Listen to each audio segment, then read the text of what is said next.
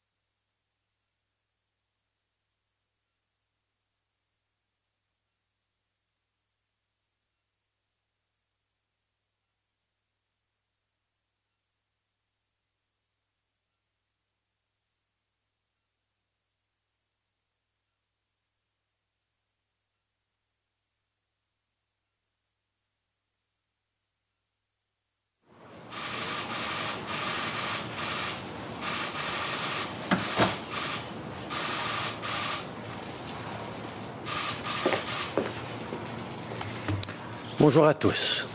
From day one, our government has been working with the provinces and territories to keep Canadians safe and address this pandemic. And this morning, I want to begin with an update on where this work stands. Yesterday, the Premiers and I, along with Deputy Prime Minister Freeland, had our 11th First Minister's meeting since this crisis began. We discussed the very concerning reports regarding certain long-term care homes in Ontario and Quebec. What the Canadian Armed Forces reported is deeply disturbing. That any senior would face this kind of treatment is unacceptable. And as I said to the Premiers, our government will be there to support them as we work together to ensure that our elders receive the care they deserve. In our meeting, we also talked about what we need to do together to help businesses reopen and get people back on the job while keeping our communities safe. Moving forward, it will become even more important to quickly identify and then isolate this virus. To do that effectively, we need to coordinate across the country. A number of provinces have already reached out to us for support on contact tracing, and our governments are currently working together on a data sharing platform. And yesterday, First Ministers were briefed on the work being done by the COVID-19 Immunity Task Force, which will coordinate blood test surveys across Canada. The Premiers and I also spoke about support for workers during this difficult time. Our government will continue discussions with the provinces on ensuring that as we enter the recovery phase, every worker in Canada has 10 days of paid sick leave a year, because no one should have to choose between taking a day off sick and paying their bills. Hier, les premiers ministres, la vice-première ministre Freeland et moi avons discuté des rapports très inquiétants parus cette semaine concernant certains établissements de soins de longue durée en Ontario et au Québec. En tant que pays, on doit faire mieux pour nos aînés. Comme je l'ai dit au Premier ministre, notre gouvernement sera là pour les appuyer et on va collaborer pour faire en sorte que nos aînés reçoivent les soins qu'ils méritent. Lors de notre réunion, les premiers ministres et moi avons également parlé de la façon dont on peut travailler ensemble pour détecter rapidement le virus et l'isoler.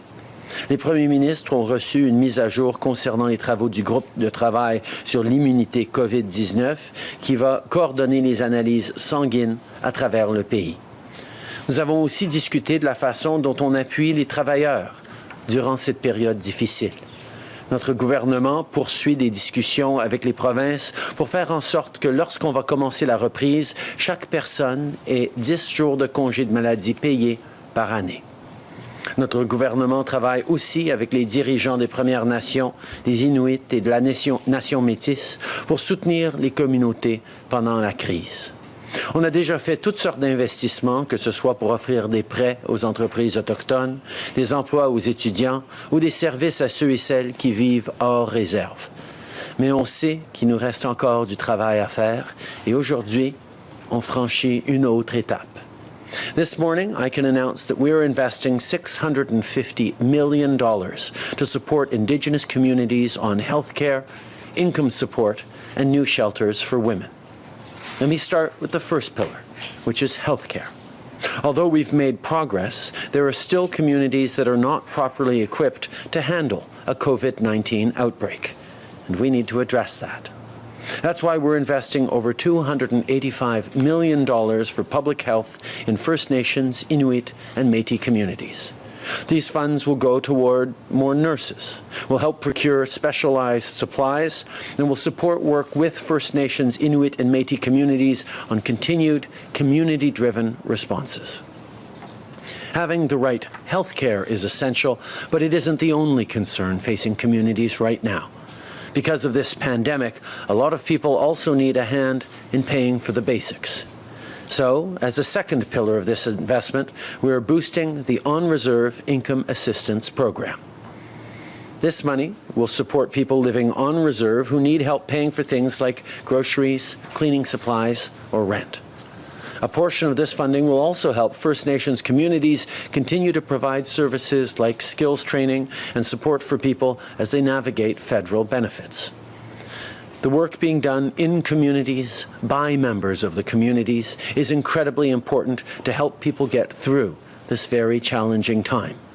And that brings me to the third pillar of this funding, investment in shelters. In April, we announced $10 million so that emergency shelters for Indigenous women and children could adapt to the new challenges posed by COVID-19. This is vital support in the short term. But in the long term, more still needs to be done. So today I can announce that our government is investing an additional $85 million for new shelters for Indigenous women. These shelters will be built in communities across the country, including in the north. No one should have a place to stay when they're unsafe. No one should have a place to stay. No one should have to stay in a place where they're unsafe. No one should be forced to choose between violence or homelessness. These new shelters will offer a path forward when people need it most. Ce matin, j'annonce un nouvel investissement de 650 millions de dollars pour aider les communautés autochtones à traverser cette crise. De cette somme, plus de 285 millions de dollars seront investis dans les soins de santé. C'est de l'argent qui va permettre d'augmenter le nombre d'infirmières dans les communautés des Premières Nations et d'acheter du matériel spécialisé. Les fonds seront aussi utilisés pour appuyer le travail qu'on accomplit avec les communautés des Premières Nations, des Inuits et des Métis pour trouver des solutions à long terme axées sur les communautés en matière de santé. Nous allons également bonifier le programme d'aide aux revenus dans les réserves pour aider ceux qui vivent dans les réserves avec leurs dépenses quotidiennes. Et une partie des fonds de ce programme permettra aux communautés des Premières Nations de continuer d'offrir plusieurs services importants. Finalement, on a investi 85 millions de dollars dans des nouvelles maisons d'hébergement pour les femmes autochtones. Ces nouveaux refuges, qui seront situés dans les communautés, vont offrir aux femmes un endroit sûr et des ressources lorsqu'elles en auront le plus besoin. I want to end today with an update on another measure we've taken to keep Canadians safe. Earlier this morning, Minister Garneau announced that large cruise ships will not be allowed in Canadian waters until at least October 31st. This decision extends the one we made in March, which was taken to protect our coastal communities. COVID-19 is still a very serious threat, but with the right plan and with the right investments, we will weather this storm together. Merci. Thank you, Prime Minister. We'll now go to the phone for questions. One question, one follow-up. Operator. Thank you. Merci. First question, Kate Bolangaro, Bloomberg. Line open. Hi, Prime Minister. I have a question about the Finance Ministry has updated the cost estimates for CERB and the wage subsidy that shows companies aren't using CEWS as much as you'd hope. And it seems that they're happy that the government is footing the bill for these programs. And is this smaller take-up of the wage subsidy a concern for you and the attitude you're seeing from businesses? I think it demonstrates how hard this pandemic hit our economy and how many people actually found themselves without a paycheck, which is why we were glad we have the CERB to be able to support millions of Canadians who need help paying for groceries, paying their rent.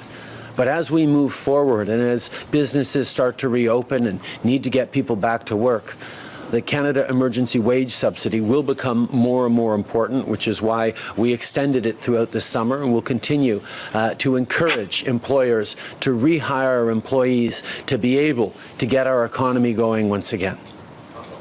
Okay. Nous avons reconnu que cette situation était extrêmement grave et donc l'assistance directe avec la PCU aux Canadiens a aidé des millions de Canadiens qui ont perdu leur chèque de paye.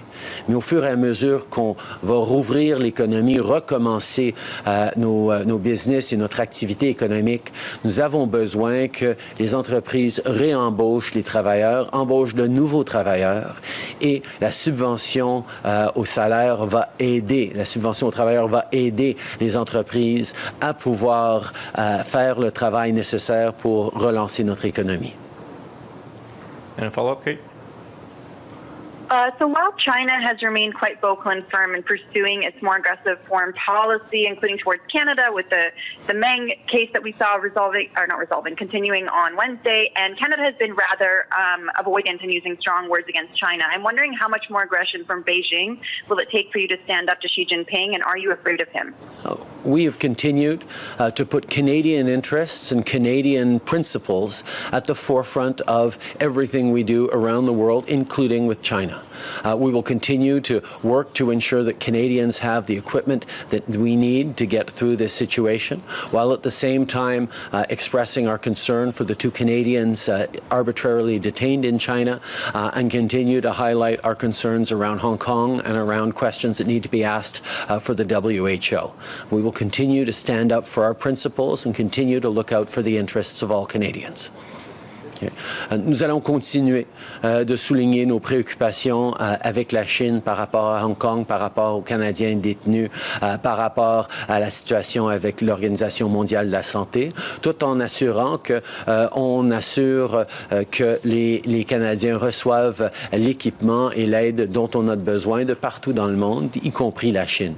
On va continuer de toujours mettre l'intérêt et les valeurs des Canadiens à l'avant-plan, et c'est ce que les Canadiens s'attendent de nous. Thank you. Next question, operator.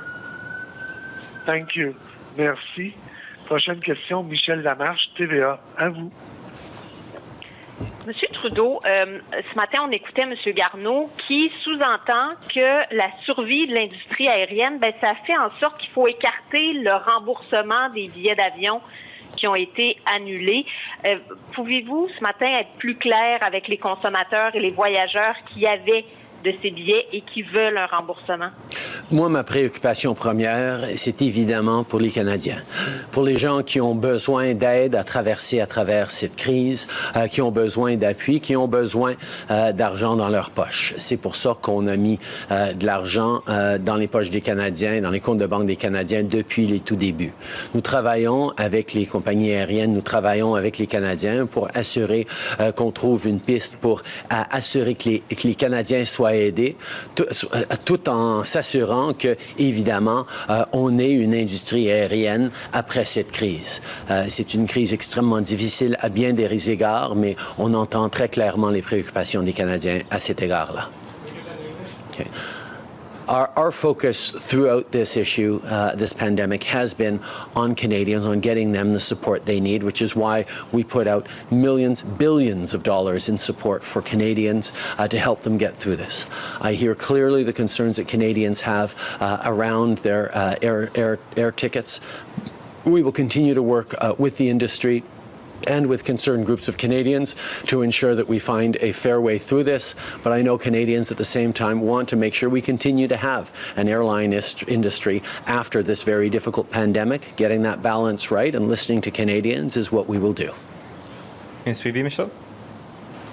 Oui, mais je reviens à la charge. Est-ce que la survie de l'industrie est menacée par le remboursement des billets? Je veux vous entendre sur les CHSLD. Après votre rencontre avec les PM des provinces, est-ce que vous constatez que ça prend des directives nationales pour les CHSLD? Dans notre conversation avec les premiers ministres hier soir, tout le monde était d'accord que nous devons faire mieux et d'assurer que les Canadiens aînés à travers le pays aient tous les services de qualité. Il n'y a pas personne qui pense qu'on devra en offrir moins à nos aînés. Et donc, nous allons parler dans l'immédiat comment on peut stabiliser et aider les provinces à regagner contrôle là où on a vu des histoires d'horreur. Mais en même temps, il y a évidemment une conversation plus long terme sur comment nous allons assurer que dans les années à venir, nos aînés aient tout l'appui et tous les soins qu'ils méritent. What we talked about last night was the importance of ensuring that in the short term we are giving to our seniors all the support they could possibly need through this very difficult pandemic. But we all very much agree that as we move forward, we need to make sure that all of our seniors everywhere across the country get the top quality service and care they deserve. And the federal government will happily be a part of those discussions as provinces lean in on this issue. Merci. Prochaine question, operator. Thank you. Merci. Prochaine question. Mélanie Marquis, La Presse. À vous.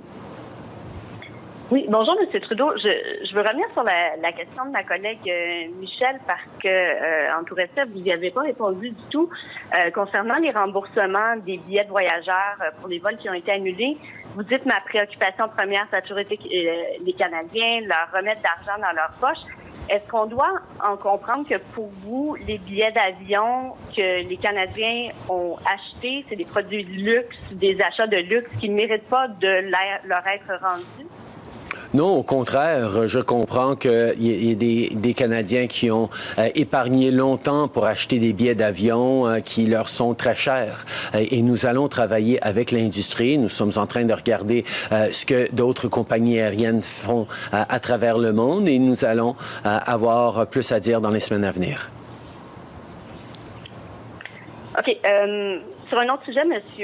Trudeau, votre ministre de la Défense, M. Sajan, a été assez clair sur le fait que le niveau actuel des militaires qui sont dans les centres de soins pour aînés n'était pas soutenable pour un autre 4 mois, pour 4 mois additionnels. Pouvez-vous expliquer aux Québécois, puis aussi peut-être au premier ministre Legault, pourquoi Ottawa a l'intention de diminuer le nombre de ces troupes-là en CHSLD? La situation que vivent nos aînés est extrêmement préoccupante et comme j'ai dit depuis le début, le gouvernement fédéral va être là pour aider Québec et les autres provinces regagner le contrôle de cette situation et donner aux aînés les soins qu'ils méritent si profondément. Comme j'ai toujours souligné, d'avoir des soldats dans les CHSLD, c'est nécessairement une solution à court terme. Et nous allons continuer d'être là et de travailler avec Québec et les autres provinces pour nous assurer qu'on a des solutions qui vont pouvoir être plus moyen terme et même plus long terme. C'est une situation sur laquelle on se penche avec le premier ministre du Québec et on va continuer de le faire. Okay. We will, as a federal government, ensure that we are there to support the provinces as they work to regain control over senior care in their jurisdictions. The situation going on in Quebec and Ontario is extremely worrisome, and we will be there to help. This is something that all Canadians want to see, and quite frankly, the women and men of our armed forces are there to protect Canadian lives and are happy to be doing it, even at risk to themselves. That's what they do, and we should all be incredibly proud of them. At the same time, I have stressed from the beginning that soldiers in our nursing homes is not a long-term solution. It's a short-term fix. And we will continue to work with Quebec and with other provinces to ensure that they are able to regain control over senior care in their provinces. We will continue to be there with them to find solutions for the medium and longer term. Thank you. Next question, operator. Thank you. Merci. Prochaine question, Hélène Buzetti, Le Devoir. À vous. Oui, bonjour Monsieur Trudeau. Écoutez, je voulais juste vous entendre parce que plus tôt cette semaine, Jason Kenney a dit qu'il était impensable de prolonger le confinement ou éventuellement de le recommencer parce que ça heurtait trop la population en général, alors que ce sont seulement les personnes très âgées qui meurent de la COVID. Il a invité les autorités de la santé publique à l'avenir à adopter des mesures de protection plus discrètes, je le cite. Qu'est-ce que vous pensez de ça? D'abord, nous, au fédéral, on prend nos directives et nos conseils des experts en santé publique qui continuent à stresser à quel point c'est important de protéger tous les Canadiens contre cette maladie.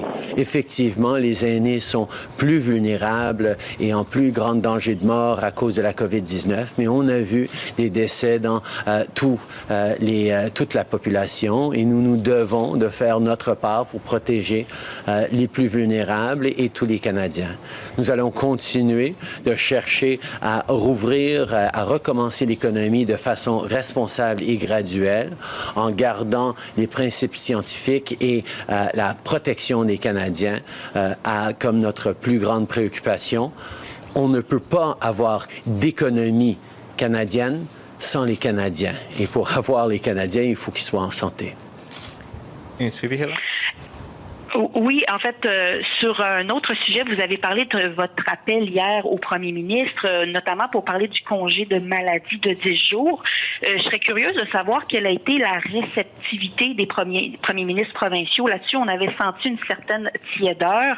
Et dans la même foulée, là, la semaine dernière, il y a une semaine, vous aviez offert en fait des téléphonistes pour aider à faire du traçage là, jusqu'à 23 000 appels par jour.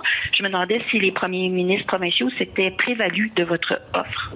Oui, il y a plusieurs provinces qui se sont prévalues de notre offre pour de l'aide avec la recherche de contacts et on continue de travailler avec toutes les provinces pour augmenter leur capacité parce qu'on sait que le dépistage et la recherche de contacts vont être essentiels s'il y a une deuxième vague ou même s'il y a une résurgence locale de COVID dans différents endroits dans les semaines et les mois à venir.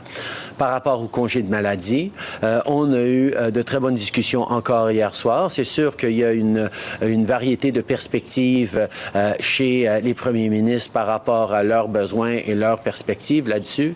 Les gens sont préoccupés qu'on n'ajoute pas plus de coûts aux entreprises pendant cette période de difficulté et d'incertitude. Mais j'ai rassuré que le gouvernement fédéral allait prendre la grande partie de cet appui aux gens qui ont besoin de congés de maladie parce qu'on sait que lors de l'automne, que les gens essayent de cacher un reniflement pour pouvoir travailler parce qu'ils doivent avoir leur chèque de paye pour pouvoir appuyer leur famille. C'est pas une bonne situation ni pour eux, ni pour leur lieu de travail, ni pour la société canadienne. Donc, nous devons éviter que les gens soient face à une question de travail ou de santé. Prime Minister Julie Van Dusen, CBC. You mentioned, obviously, that soldiers they blew the whistle on the horrors that are going on in seniors' homes that a lot of families already know about, but they're not the long-term solution. Now, your letter here that you put out today after meeting with the premiers, you talk about agreeing to take action. I haven't heard any action. You can't go back on the soldiers because you say they're not the long-term solution. So can you be very specific? What is your action? Because people actually, when you say we're there to help, they actually want to know the details. Is it more money with strings attached? Is it national standards? What do those words mean? We recognize fully that long-term care and senior care is a provincial area of jurisdiction. But all Canadians are united in wanting to see better support for our seniors right now and in the years to come. So we have said at the federal level that we will be there to support the provinces, both in the immediate, whether it's more rent money or more resources or whatever it is that the provinces need to get control once again over their long-term care facilities. There are a number of provinces across the country where, although there have been challenges, there are not nearly the scale of problems that we've seen in other places. So we recognize there is a great variance across the country, but as a federal government, our job is to look out for all Canadians and make sure that everywhere across the country, people are supported, and we will be there, depending on what the provinces need, what their situation is, to make sure that all seniors are protected. Okay. Nous reconnaissons que les CHSLD et le soin des aînés est une juridiction provinciale. Mais parce que c'est un enjeu qui préoccupe tous les Canadiens et que nous devons d'assurer que tous les Canadiens soient protégés à travers le pays, nous allons être là pour appuyer les provinces dans les besoins qu'ils ont. Pour le moyen terme, pour le long terme, pour le court terme, on est là avec les forces armées et on a des discussions présentement sur le besoin d'argent ou le besoin d'autres ressources pour pouvoir reprendre le contrôle de ce système que certaines provinces n'ont pas actuellement.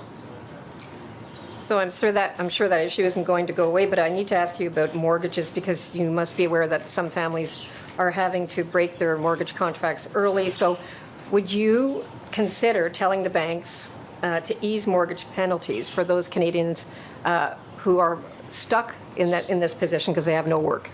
We have seen banks take significant measures on helping Canadians who have difficulties with their mortgages, and we will continue to work with financial institutions right across the country to ensure that they are there to continue to help Canadians. We know that this is a very, very difficult time for many families. We've made available many income supports, but there is always more to do, and we're going to make sure that financial partners are part of the solution to making sure Canadians get through this. Okay. Nous savons que malgré toute l'aide que nous avons offerte aux Canadiens par le gouvernement fédéral, il y a d'autres défis qui arrivent et nous appelons et nous attendons à ce que les banques fassent leur part aussi. Ils ont déjà pris des mesures pour aider les gens avec les hypothèques, mais s'il y a plus à faire, je sais qu'ils vont en faire plus. David Aiken, Global News. Good morning, Prime Minister. Good morning. So just to follow up on your first answer to Julie's question on the specific action. Okay, let's drill down. So the federal government was there to support provinces. What did Ontario, what do they need? What does Quebec need beyond soldiers? What does New Brunswick need? Can we hear some more specifics about what the federal government is going to do in individual cases? The federal government will be there to support provinces and jurisdictions that need help managing their long-term care situations, whether it's Canadian Armed Forces in the short term, whether it's more resources or more money in the medium and longer term. We recognize this is a provincial area of jurisdiction that they are in control of, but we also know that having certain provinces lose control of the safety of their seniors means that we need to be there to support them as they regain control, and we will do that. But as you point out, there are a range of needs, a range of situations across the country, and one size fits all from the federal government is not the best way through this. No. Okay. Nous allons être là pour aider les provinces à reprendre le contrôle de ce qui est dans leur juridiction. Dans le court terme, nous sommes là avec les forces armées, mais pour le moyen et le long terme, nous allons être là avec plus d'argent, avec plus de ressources, dépendamment des besoins et des demandes des provinces. Okay, so that's where the federal government is playing the support role to provinces, but there is lots of places for the federal government to lead, and you have your own members of parliament, your own caucus have written you a letter saying, let's have some national guidelines on this. What have you said to Jen O'Connell, Gary Anandasangari, Yvonne Baker? I'm probably missing one, but what's your response? Where's the national guidelines? When are they coming? Our members of caucus, not just those, but all members of caucus across the country, are worried about the plight of our seniors in this situation right across the country. They are more vulnerable to COVID-19, and they all want to make sure that we are doing everything we can to support our seniors right across the country, and we are.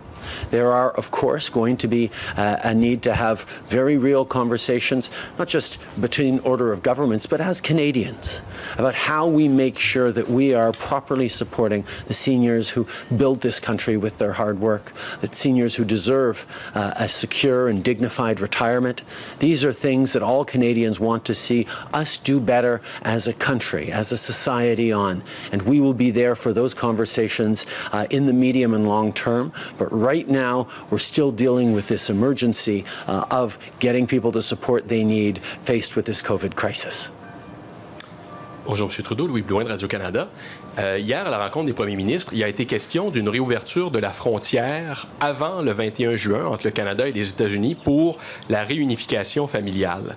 M. Higgs, le premier ministre du Nouveau-Brunswick, dit déjà qu'il a des doutes par rapport à ça.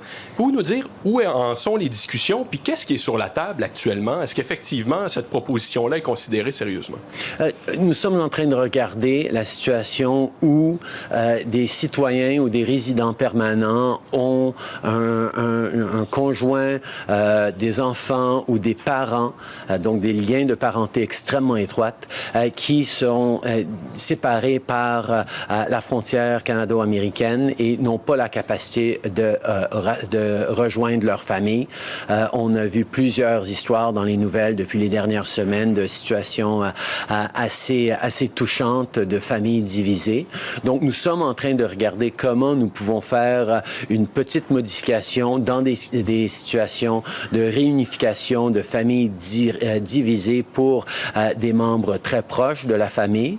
Mais évidemment, parce que j'ai toujours promis au premier ministre que toute question de la frontière américaine et de mesures qu'on pourrait prendre les affecte, je voulais discuter avec eux de leur perspective par rapport à ces mesures possibles de réunification, d'assouplissement de règles dans des conditions extrêmement précises.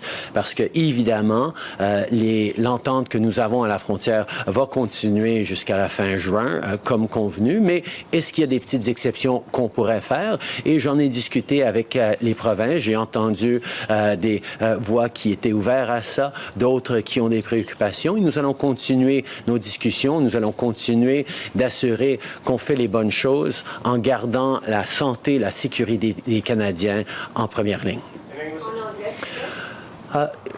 We have taken unprecedented measures at the U.S. border to prevent non-essential travel. We've continued with our supply chains and with essential travel and, of course, Canadians coming home who then need to quarantine for 2 weeks. But there have been a number of stories in the media over the past weeks and things we've heard directly from MPs on families who have close family members who are separated because of citizenship at the U.S. border. And we have been looking at ways of perhaps allowing close family members, children, spouses, or parents of Canadian citizens or permanent residents to be able to reunite under strict conditions through a slight modification of the directives for the Canadian Border Services Agency. This would not change the approach on closing the borders until the end of June, and depending on discussions beyond. But it is looking at can we support families that are going through extremely difficult times. However, the borders are an issue that deeply concern all the provinces. So I've made many commitments to them over the past weeks that we would always bring up any issues or concerns we had around changes at the border. And we had a good discussion on it last night. There are a number of premiers who feel that for reasons of compassion, we should and could move forward with this measure. There are others who expressed a certain amount of concern about it. We will continue to engage with them. We will continue to look into this matter and ensure that no matter what we do, we are keeping the safety of Canadians and well-being of Canadians at the forefront of any decision. Juste pour préciser une chose là-dessus, à quelle échéance verriez-vous ça arriver selon vos scénarios à vous? Et sur les congés de maladie payés, tantôt, vous avez dit que vous seriez prêt à assumer une grande partie de la responsabilité. Est-ce que ça veut dire que vous seriez prêt à payer pour l'entièreté du programme?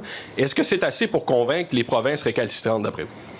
On est encore en discussion sur les congés de maladie, mais j'ai indiqué depuis le début que le gouvernement fédéral comprend que les réalités des coûts sur les entreprises ces jours-ci et même les limites sur les coffres provinciaux voudraient dire que le fédéral pourrait assumer la grande partie de ces investissements et les conversations continuent.